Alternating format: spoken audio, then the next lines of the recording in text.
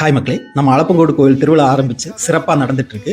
அளப்பங்கோடு ஊர்வலமானது வருகின்ற 27ஆம் தேதி சனிக்கிழமை மிக பிரம்மாண்டமா நடக்க இருக்குது. இந்த வருஷ ஊர்வலத்திற்கு உசஸ்ரீ சங்கரன்குட்டி மற்றும் காளியார் மடம் சேகரன் என 2 கொம்பன் யானைகள் கொண்டு வர்றாங்க. இது கூடவே கஜராணியான திருச்சி ஜெயாவையும் கொண்டு வர்றாங்க. இந்த ஊர்வலமானது மாலை 4:30 மணி அளவில் அண்டுகோடு காரியத்தரை சாஸ்தா கோவிலில் இருந்து ஆரம்பிச்சு மேல்புறம் வழியாக இரவு சுமார் 12 மணி அளவில் ஆலயத்தை வந்தடையும்.